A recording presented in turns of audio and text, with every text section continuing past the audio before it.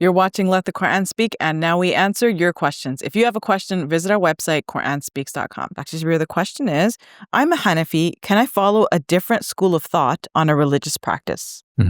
Okay, so let me give a short answer and then we can elaborate on it. Short answer is that if you are committed to the idea of following a particular school, as the questioner obviously is because the questioner identifies as Hanafi, then you have to do all of the practices according to that particular school. However, the scholars generally say that if you encounter a difficult problem while trying to follow your school, like somehow the laws as they are detailed in your school present a particular difficulty in one particular area, then for that one particular area or aspect of Islam, you could change lanes for a moment, do the practice according to another school that is among the recognized, especially the four schools, Hanafi, Maliki, Shafi, Hanbali, and Hanafi, Maliki, Shafi,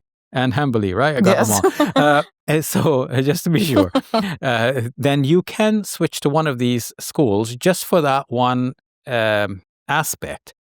But when you do, you must ensure that everything that is connected and that is concomitant with that action are all according to the new school. Let me explain why. So let's take an example. Let's say you, for example, you want to pray Asr earlier than the Hanafi school permits because the Shafi school permits it. Then you're going to pray your Asr prayer according to the Shafi school because you're pressed by circumstances. You need to pray earlier than the Hanafi school will allow.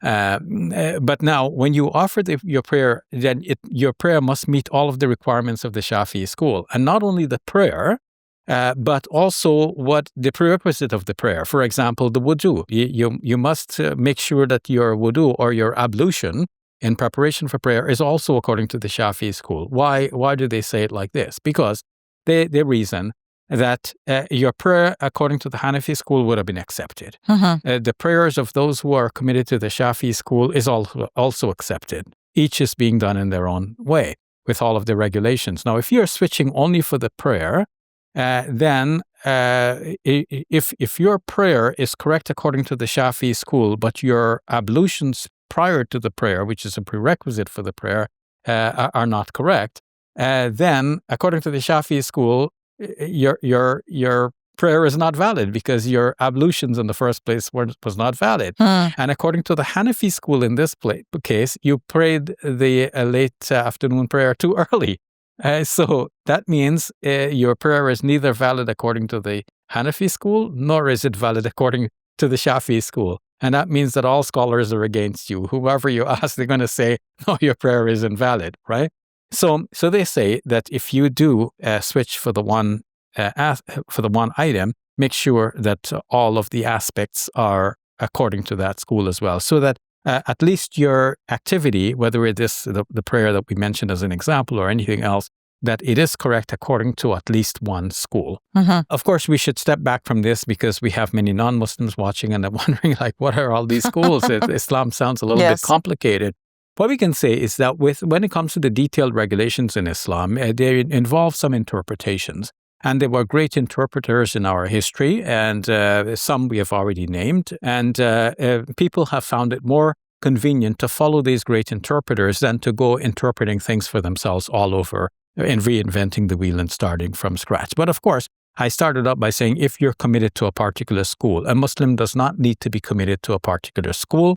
A Muslim needs to be committed to following God, as his words are in the Quran for us, as shown by the example of our Prophet Muhammad, peace be upon him, whose example is recorded for us in books of hadith, or snippets about the Prophet Muhammad, peace be upon him.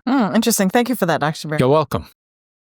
Assalamu alaikum. alaikum. Welcome to Muslim Media Hub, the new home of Let the Quran Speak. Here we spread positivity and good. We help people experience the beauty of Islam and help them appreciate and understand Muslims. This beautiful building we purchased at cost $2.3 million. Yeah, we've already raised a third of that money, and with your help, inshallah, we can pay off the rest. So we're looking for people who can give $1,000 each. If you can be part of the select group, that's amazing. Otherwise, just please give whatever you can. Every dollar counts. It's our collective responsibility to share the message of Islam with our fellow human beings. Please help us continue this good work. It's a sadaqah jariyah, something that will continue to be a benefit to the Muslim community long after Safiya and I are gone.